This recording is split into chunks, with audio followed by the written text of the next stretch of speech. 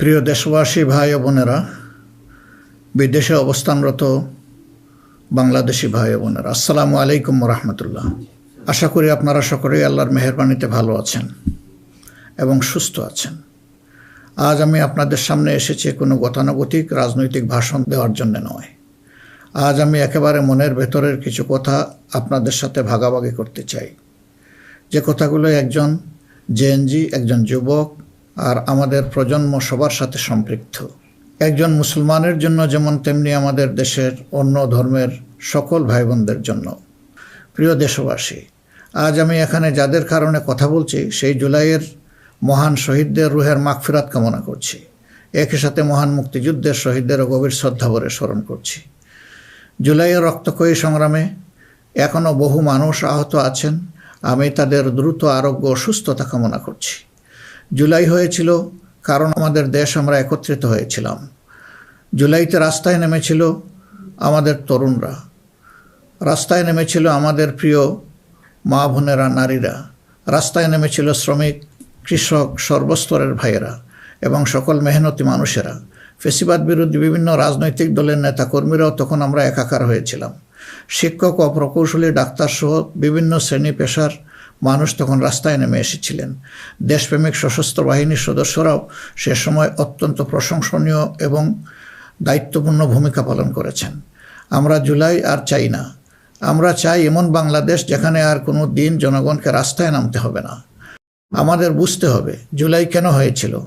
জুলাই হয়েছিল একটা বৈষম্যহীন বাংলাদেশের জন্যে। জুলাই হয়েছিল একটা কালো রাজনৈতিক ধারার পরিবর্তনের জন্যে। যুগের পর যুগ ক্ষমতা কুক্ষিগত ছিল পরিবারতন্ত্রের হাতে, নির্দিষ্ট গোষ্ঠীর হাতে।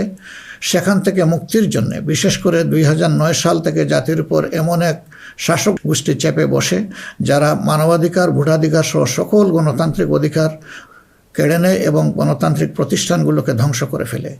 গুম, বিচার বহির্ভূত হত্যা, আয়নাগর প্রতিষ্ঠার মাধ্যমে জনগণের উপর নিপীড়ন চালায়।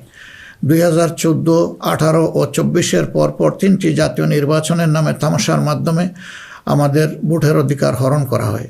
এইসব নিপীড়ন এবং অধিকার ফিরে পাওয়ার জন্যই এসেছিল রক্তাক্ত জুলাই। আমাদের তরুণরা এখন একটা নতুন দেশ দেখতে চায়, যে দেশকে তারা গর্ব করে বলতে পারবে, নতুন বাংলাদেশ, এটি আমার দেশ 2.0। এক কথায় যদি বলি, দেশের মানুষ পরিবর্তন চায়, কিন্তু একটি মহল পরিবর্তনের বিরোধী।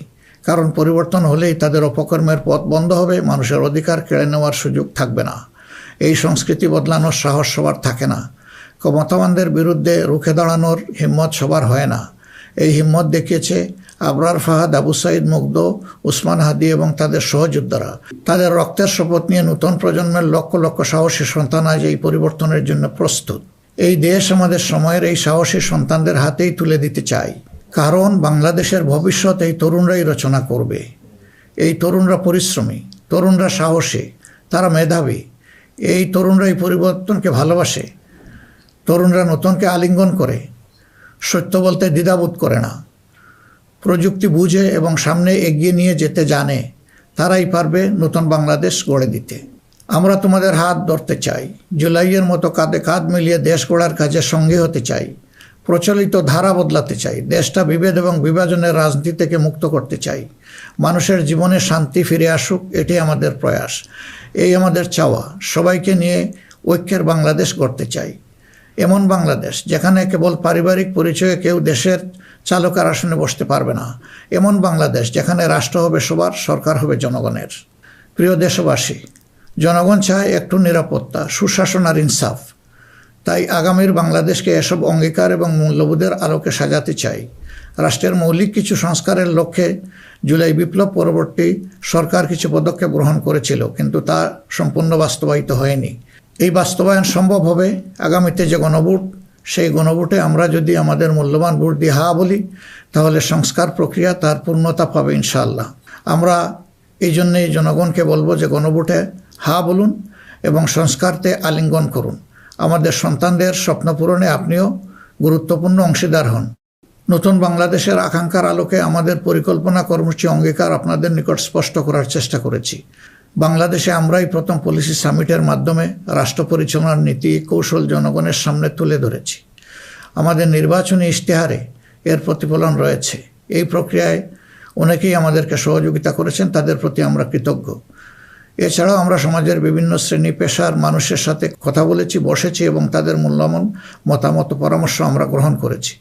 আমরা সুযোগ পেলে মহান আল্লাহর ইচ্ছায়, জনগণের ভালোবাসায় সরকার গঠন করলে প্রথম দিনে ফজরের নামাজ পড়েই আমরা আমাদের পরিকল্পনা বাস্তবায়ন শুরু করব ইনশাআল্লাহ। প্রিয় দেশবাসী, আমাদের শাসক শ্রেণী সরকারি পদে নির্বাচিত হওয়ার পর নিজেদেরকে দেশের মালিক গণ্য করেছে। ফলে রাষ্ট্রীয় সম্পদ, পদ, পদবি, নীতি, প্রতিষ্ঠান সব কিছু ব্যক্তিগত ও দলীয় স্বার্থ হাসিলের উপায় হিসাবে অন্যায়ভাবে ব্যবহার করা হয়েছে। এর ফলে চুরি ও দুর্নীতি, স্বজনপ্রীতির মাধ্যমে প্রতারিত করে জনগণের সম্পদ লুণ্ঠন করা হয়েছে। উন্নয়ন প্রকল্প ব্যক্তিগত ও দলীয় লুণ্ঠনের সিঁড়ি হিসাবে ব্যবহৃত হয়েছে। এই ব্যবস্থার অবসান ঘটানোই আমাদের প্রধান লক্ষ্য। আলহামদুলিল্লাহ, অতীতে জামাতে ইসলামী থেকে যারা জনপ্রতিনিধি হিসাবে সংসদ, সরকার ও স্থানীয় সরকারের দায়িত্ব পালন করেছেন, তারা কেউই দুর্নীতির দায়ে অভিযুক্ত হননি। তারা দক্ষতার সাথে দায়িত্ব পালন করেছেন। আপনারা দেশের মানুষ, তারই সাক্ষী। প্রিয় দেশবাসী, আগামী জাতীয় সংসদ নির্বাচন জাতিকে একটি নতুন স্বপ্নের দিকে নিয়ে যাওয়ার এক মহা সুযোগ হিসাবে এসেছে। যেসব সমস্যা আমরা বিগত দিনে সমাধান করতে পারিনি, যে লুটেরা গোষ্ঠীকে আমরা নিয়ন্ত্রণ করতে পারিনি, সেসব সমস্যার সমাধান এবং লুটেরা গোষ্ঠীর নিয়ন্ত্রণের সুযোগ হচ্ছে আগামী নির্বাচন। তাই জনগণকে ঠিক করতে হবে, আমরা আমাদের নিজেদের জন্যে, আমাদের তরুণ প্রজন্মের জন্যে, আমাদের নারীদের জন্যে, বয়স্ক মানুষের জন্যে, প্রান্তিক জনপদের জন্যে, শ্রমিকের জন্যে, উদ্যোক্তাদের জন্যে কোন বাংলাদেশ চাই। আমাদেরকে প্রশ্ন করতে হবে, আমরা কি সমাজে শৃঙ্খলা প্রতিষ্ঠা করতে চাই? আমরা কি নিয়মনীতি, শান্তির রাষ্ট্র প্রতিষ্ঠা করতে চাই? আমরা কি উন্নত দেশ হতে চাই? আমরা কি শোষণ, জুলুম, দুর্নীতি, চাঁদাবাজ মুক্ত রাষ্ট্র চাই? আমাদেরকে ভাবতে হবে, আমরা কি রাষ্ট্রীয় প্রতিষ্ঠানকে জবাবদিহিতার আওতায় আনতে চাই? যোগ্যতা ও সততাকে সরকারি পদের জন্য মৌলিক শর্ত করতে চাই? আমরা কি আমাদের জাতীয় সক্ষমতা ও সৃজনশীলতা বৃদ্ধি করতে চাই? এসব বিষয়ে যদি আমরা ইতিবাচক পরিবর্তন দেখতে চাই, তাহলে আমাদেরকে আগামী নির্বাচন নিয়ে নৈতিকভাবে ভাবতে হবে। রাজনৈতিকতার ফুলঝুরির বাইরে এসে বাস্তবতার আলোকে সৎ ও দক্ষ নিষ্ঠাবান নেতৃত্ব প্রতিষ্ঠা করতে হবে। প্রিয় ভাই ও বোনেরা, আমরা আমাদের নির্বাচনী ইশতেহারে বলেছি যে আমাদের স্বপ্নের বাংলাদেশ তৈরির জন্য 5টি বিষয়ে হা এবং 5টি বিষয়ে না বলতে হবে। সততা, ঐক্য, ইনসাফ, দক্ষতা ও কর্মসংস্থানকে আমরা হা বলতে বলেছি, কারণ এসব মৌলিক শর্ত ছাড়া বৈষম্যহীন, উন্নত, নৈতিক, মানসম্পন্ন বাংলাদেশ প্রতিষ্ঠা সম্ভব নয়। পাশাপাশি দুর্নীতি, ফ্যাসিবাদ, আধিপত্যবাদ, বেকারত্ব, চাঁদাবাজিকে স্পষ্ট না করতে বলেছি। প্রিয় দেশবাসী, বাংলাদেশ আয়তনে ছোট্ট, কিন্তু জনসংখ্যার দিক থেকে একটি বড় দেশ।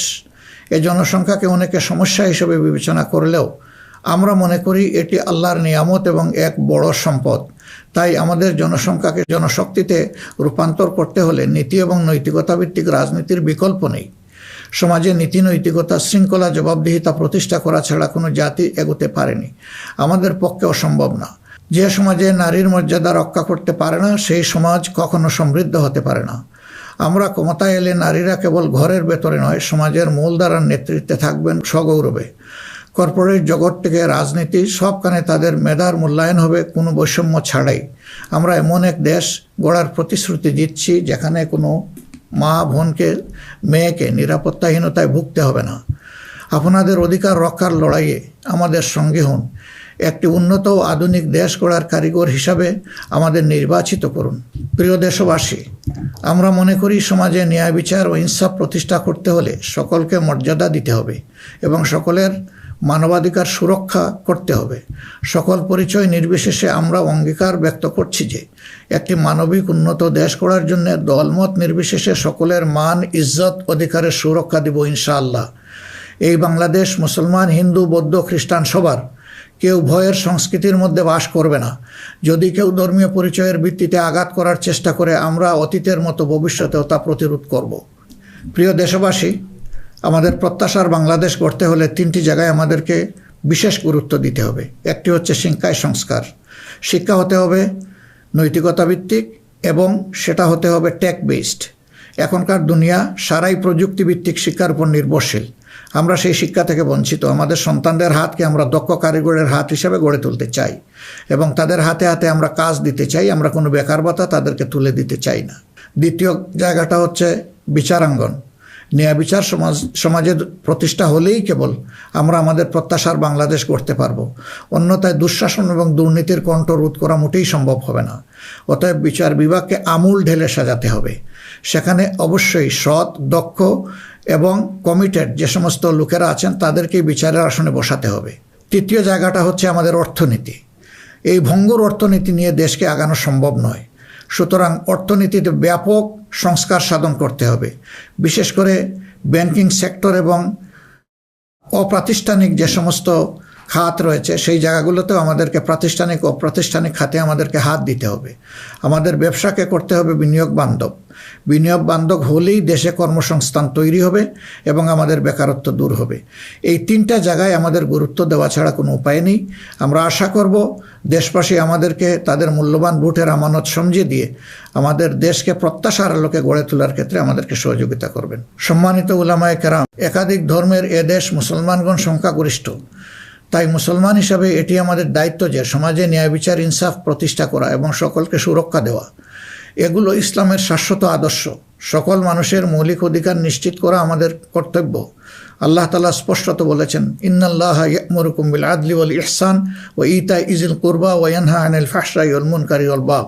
আমাদেরকে স্পষ্টভাবে আল্লাহ এই নির্দেশ দিয়েছেন। এ দায়িত্ব আমরা সকলে মিলেই পালন করব। তাবলিগি জামাত সহ ধর্মীয় মহলের ভাইদের প্রতি আমাদের আহ্বান, আপনারা দিনের জন্য যে মেহনত করছেন দেশ গড়ার কাজেও আপনারা আমাদের সাথে গুরুত্বপূর্ণ ভূমিকা রাখবেন বলেও আমরা গভীরভাবে বিশ্বাস করি। আমরা অঙ্গীকার করছি ভবিষ্যতে কেউ আপনাদেরকে অন্যায়ভাবে বিভিন্ন বিশেষণের ট্যাগ দিয়ে নির্যাতন করার সুযোগ পাবে না। বিচার বহির্ভূতভাবে আপনাদেরকে আর হত্যা করার দুঃসাহস কেউ দেখাবে না। আমরা জানি অতীতে আপনাদের কোনো মানবাধিকার ছিল না। এ অবস্থার পরিবর্তন ঘটানো হবে নতুন বাংলাদেশের অন্যতম প্রধান লক্ষ্য। জাতীয় নীতি পদ্ধতিতে আপনাদের আনুষ্ঠানিক অবদান ও ভূমিকাকে জোরদার করা হবে। আন্তর্জাতিক মহল যারা আমাদের পরীক্ষিত পরিচিত বন্ধু, তাদের সাথে আমাদের সম্পর্ক হবে সমমর্যাদা এবং সমতার ভিত্তিতে। আমরা অন্যের ভৌগোলিক অখণ্ডতাকে সম্মান করি এবং শ্রদ্ধা করি, তেমনি সকল দেশের সাথে বন্ধুত্ব প্রতিষ্ঠাকে অগ্রাধিকার দেব। তবে আমাদের জাতীয় স্বার্থ মর্যাদা, জাতীয় উন্নয়ন, অগ্রাধিকার আন্তর্জাতিক সম্পর্ক নির্মাণে প্রধান ভূমিকা রাখবে। বৈশ্বিক উন্নয়ন চ্যালেঞ্জ সমূহ, বিশেষত জলবায়ু পরিবর্তন নিরসনে আমরা সাধ্যমতো ব্যবস্থা গ্রহণ করব এবং তা হবে স্বচ্ছতার ভিত্তিতে পরিচালিত। নিপীড়নের শিকার হয়ে আশ্রয় নেওয়া রোহিঙ্গা জনগোষ্ঠীকে তাদের নিজ দেশে নিরাপদ এবং সম্মানজনক প্রত্যাবর্তনের জন্য সব ধরনের কূটনৈতিক তৎপরতা জোরদার করা হবে ইনশাআল্লাহ। প্রবাসী ভাই ও বোনেরা, জন্মভূমি থেকে 1000 মাইল দূরে অবস্থান করেও জুলাইয়ের অভ্যুত্থানে আপনারা গুরুত্বপূর্ণ ভূমিকা রেখেছেন। জেল জুলুমের শিকার হয়েছেন, ত্যাগ স্বীকার করেছেন। ইতিমধ্যে আপনারা আপনাদের ভোটাধিকার প্রয়োগ করে নতুন বাংলাদেশে নিজেদের অধিকার প্রতিষ্ঠার পথে ইতিহাস রচনা করেছেন। আমি এতে আনন্দিত। আগামী দিনে দেশ গড়ার এই অভিযাত্রায় আপনাদের সক্রিয় অংশগ্রহণ ছাড়া আমাদের নতুন বাংলাদেশের স্বপ্ন অপূর্ণই থেকে যাবে। আমরা চাই প্রবাসীদের অধিকার এবং মর্যাদা রাষ্ট্রীয়ভাবে নিশ্চিত করতে। সে লক্ষ্যেই প্রবাসীদের জন্য ভলান্টিয়ার প্রতিনিধি নির্বাচন করা হবে, যারা প্রবাসীদের বিভিন্ন সুযোগ সুবিধা, সেবা এবং সমস্যার বিষয়ে দূতাবাস বা হাইকমিশনের সাথে সরাসরি সমন্বয় করে প্রবাসীদের স্বার্থে উপদেষ্টা ও প্রতিনিধি হিসাবে কাজ করবে। তাছাড়াও বাংলাদেশের বাইরে যেখানে যেখানে সমস্যা রয়েছে, যেমন ইংল্যান্ডে ম্যানচেস্টার ফ্লাইট বন্ধ করে রাখা হয়েছে, আমরা কথা দিচ্ছি আর কোনো ফ্লাইট বন্ধ হবে না, বরঞ্চ পূর্বের চালু ফ্লাইটগুলো আমরা আবার ফিরিয়ে নিয়ে আসব। নিউ ইয়র্কে নতুন করে বাংলাদেশ ফ্লাইট ইনশাল্লাহ চালু হবে। এরকম দুনিয়ার যে যে জায়গায় এই ফ্লাইটগুলো চালু হওয়া দরকার তা আমরা নিশ্চিত করার ব্যাপারে বদ্ধপরিকর। দেশ আর পিছনের দিকে যাবে না, দেশ এগিয়ে যাবে সামনের দিকে ইনশাআল্লাহ। প্রবাসী ভাইয়েরা যখন বিদেশে মৃত্যুবরণ করেন তখন অত্যন্ত অসহায় অবস্থা তাদের লাশ উপেক্ষিত হয়। আমরা কথা দিচ্ছি যারা আমাদের রিমিটেন্স যোদ্ধা তারা আমাদের গর্বের ধন। কেউ যদি আল্লাহর ইচ্ছায় বিদেশে ইন্তেকাল করেন, আমরা অত্যন্ত সম্মানের সাথে আমাদের কাঁধে করে তাদের লাশ দেশে বয়ে নিয়ে আসবো ইনশাআল্লাহ। আমাদের প্রবাসীরাও জাতীয় সংসদে আনুপাতিক হারে ইনশাআল্লাহ তাদের প্রতিনিধিত্ব আমরা নিশ্চিত করার পক্ষে। প্রবাসীদের সঙ্গত সমস্ত বিষয়গুলো আমরা গুরুত্বের সাথে বিবেচনায় নিয়ে দেশে যাতে কোনোভাবে তারা নিপীড়নের শিকার না হন তা আমরা নিশ্চিত করব ইনশাআল্লাহ। প্রিয় দেশবাসী, নির্বাচনী প্রচারণা শুরু হওয়ার পর থেকে দেশের বিভিন্ন প্রান্তে আমরা গিয়েছি। আপনারা আমাদের সভা সমাবেশে যোগ দিয়েছেন, আমাদের কথা শুনেছেন। আপনাদের ভালোবাসা, অংশগ্রহণ ও সহযোগিতায় আমরা অভিভূত, আমরা মুগ্ধ। আমরা আপনাদের প্রতি চিরকৃতজ্ঞ। আমাদের নির্বাচনী প্রচারণা বা অন্যান্য কার্যক্রমে কেউ কষ্ট পেয়ে থাকলে আপনাদের কাছে আমরা ক্ষমা প্রার্থী। আগামী নির্বাচন সুষ্ঠুভাবে আয়োজন করা সকল রাজনৈতিক দলের নৈতিক দায়িত্ব। তাই আমাদের আহ্বান হবে নির্বাচনী আচরণ বিধিগুলোকে সম্মান জানানো এবং প্রতিদ্বন্দ্বী রাজনৈতিক দলের বৈধ অধিকারকে সম্মান করা। সুষ্ঠু নির্বাচন আয়োজনের মাধ্যমে রাজনৈতিক স্থিতিশীলতা নিশ্চিত করা হবে আমাদের রাজনৈতিক অঙ্গীকার। প্রশাসন ও আইন শৃঙ্খলা রক্ষাকারী বাহিনীর সদস্যরা নিরাপত্তার দায়িত্ব তারা পালন করেছেন অত্যন্ত নিষ্ঠার সাথে। আমাদের সাংবাদিক ভাই এবং বোনেরাও অনেক কষ্ট করে আমাদের বিভিন্ন অনুষ্ঠান কভার করেছেন। আপনাদের প্রতি গভীরভাবে আমরা কৃতজ্ঞ। আপনাদের ঋণ শোধ করতে পারবো না। আপনারা ভালো থাকবেন। আমাদের দলের বিভিন্ন পর্যায়ে নেতাকর্মী, শুভাকাঙ্ক্ষী এবং নির্বাচনী জোটের নেতৃবৃন্দ কর্মীগণ নিরলস পরিশ্রম করে যাচ্ছেন, আর্থিক ত্যাগ করেছেন। শেরপুরে আমার ভাই রেজাউল করিম প্রতিপক্ষের নির্মম আঘাতে শাহাদত বরণ করেছেন। আল্লাহ রাব্বুল আলামিন তার এই ত্যাগকে কবুল করুন এবং তাকে শহীদ হিসাবে কবুল করুন। আমাদের ভাই জনাব মোহাম্মদ নুরুজ্জামান বাদল, যিনি শেরপুর 3 আসনের প্রার্থী ছিলেন, তিনি ইন্তেকাল করেছেন। আল্লাহ তাকে উত্তম পুরস্কার দিন এবং জান্নাত নসিব করুন। প্রিয় দেশবাসী, আমরা আন্তরিকভাবে বিশ্বাস করি যে রাষ্ট্রীয় দায়িত্ব হচ্ছে আমানত। রাষ্ট্রীয় দায়িত্ব কোনো উপভোগের বিষয় নয়। সর্বাবস্থায় আমরা স্মরণে রাখব আমরা প্রত্যেকে দায়িত্বশীল এবং আমাদের দায়িত্বের ব্যাপারে জিজ্ঞাসাবাদ করা হবে। আমরা হযরতে ওমরের সেই বিখ্যাত উক্তি ও দায়িত্বশীলতা মনে রাখব যে ফুরাত তীরে একটি কুকুর না খেয়ে যদি মরে তাহলে তার জন্যও তাকে জবাবদিহি করতে হবে। আল্লাহর নির্দেশ অনুসারে আমরা ন্যায় বিচার প্রতিষ্ঠায় অঙ্গীকারবদ্ধ থাকব ইনশাআল্লাহ। আশা করি আপনারা আমাদের অঙ্গীকার ও স্বপ্নকে বিশ্বাস করে জাতীয় সংসদ নির্বাচনে আমাদের প্রতি সমর্থন জানাবেন। আগামী 12 ফেব্রুয়ারি তারিখে জামাতে ইসলামের প্রার্থীদেরকে দাঁড়িপাল্লা মার্কা এবং যেসব অঞ্চলে 11 দলীয় অপর প্রার্থী রয়েছেন তাদেরকে আপনারা আপনাদের এলাকায় ইনশাআল্লাহ মূল্যবান ভোট দিয়ে নির্বাচিত করবেন। এই আকুল আবেদন আপনাদের সকলের প্রতি রাখলাম। আল্লাহ পরিবর্তনের এক মহা সুযোগ আমাদেরকে এনে দিয়েছেন। আসুন সেটা কাজে লাগাই। বিগত দিনের রাজনীতি পরিহার করি, একটি নতুন বাংলাদেশ তৈরি করি যেখানে সবাই মান, ইজ্জত ও মর্যাদা নিয়ে বাস করবে। আমরা আমাদের তরুণ সমাজকে সমাজের ককপিটে বসিয়ে দিতে চাই। বাংলাদেশ নামের উড়োজাহাজটি তারাই চালাবে, তারাই হবে ক্যাপ্টেন, তারাই হবে এটার পাইলট। আমরা গিয়ে বসবো প্যাসেঞ্জার সিটে। হে তরুণরা, তোমরা তৈরি হয়ে যাও। এই দেশ তোমাদের জন্যে, এই দেশ তোমাদের হাতেই তুলে দিতে চাই এবং এই দেশ তোমাদের হাতেই মানাবে, এই দেশ তোমাদের হাতেই গড়ে উঠবে। এটি আমাদের একান্ত প্রত্যাশা। বাংলাদেশ জামাতে ইসলামী নিরলসভাবে এই দেশকে গড়ে তোলার জন্য এবং দেশে বিদ্যমান সংকট নিরসনের জন্য সবসময় কাজ করে এসেছে। তা আপনারা সকলেই সাক্ষী। এমনকি আমাদের কষ্টের দিনগুলোতেও আমরা থেমে থাকিনি। আমরা জনগণের সুখ দুঃখ, ব্যথা বেদনার সমান অংশীদার ছিলাম। যেখানেই জনগণ কোনো দুঃখে কষ্টে পড়েছে সেখানেই আমরা গিয়ে তাদের সামনে হাজির হওয়ার চেষ্টা করেছি। আপনারা তখন আমাদেরকে বলতেন, এত কষ্ট বুকে চেপে আপনারা এসেছেন আমাদের কাছে, এ এক আশ্চর্য জিনিস। না, এটা আপনাদের কাছে আশ্চর্য হলেও আমাদের কাছে ছিল এটি আমাদের পবিত্র কর্তব্য এবং দায়িত্ব। কোনো বাধাই আমাদেরকে সেদিন টেকিয়ে রাখতে পারেনি। ইনশাআল্লাহ আগামীতেও কোনো বাধা আমাদেরকে টেকিয়ে রাখতে পারবে না। আমরা আমাদের প্রিয় জনগণের এবং আমরা বিশ্বাস করি আমাদের জনগণ আমাদেরকে ভালোবাসে। জনগণের এই ভালোবাসায় আমরা অভিভূত এবং আমরা পূর্ণ আস্থা রাখি আমাদের জনগণের রায়ের প্রতি। আপনাদের সকলকে আজকের এই পর্যায়ে এসে আরেকবার আমি আহ্বান জানাবো, আসুন একটু নতুন বাংলাদেশ, তরুণদের প্রত্যাশার বাংলাদেশ, জিএনডির জন্য আগামী বাংলাদেশ, আমাদের নারী সমাজের জন্য একটা নিরাপদ এবং সম্মানের বাংলাদেশ গড়ে তোলার জন্যে আমরা সবাই আগামী 12 তারিখ দাঁড়িপাল্লা এবং জোটের অপরাপর মার্কা যেখানে যেটা আছে তাতে ভোট দিয়ে 11 দলীয় প্রার্থীদেরকে নির্বাচন করি। তাহলে ইনশাআল্লাহ প্রত্যাশার একটি দেশ আমরা খুঁজে পাবো, একটু নতুন বাংলাদেশ পাবো। আমরা বিশ্বাস করি জনগণ পরিবর্তন চায়, সেই পরিবর্তন জন্যই আমাদের এই আহ্বান। এই পরিবর্তন আমাদের হাতেই ইনশাআল্লাহ মানাবে, অন্য কারো হাতে নয়। দৃশ্য তো এটা আপনারা বুঝতেই পারছেন। আল্লাহ হাফিজ। বাংলাদেশ জিন্দাবাদ। বাংলাদেশ জামাত ইসলামী জিন্দাবাদ। 11 দলীয় নির্বাচনী ঐক্য জিন্দাবাদ।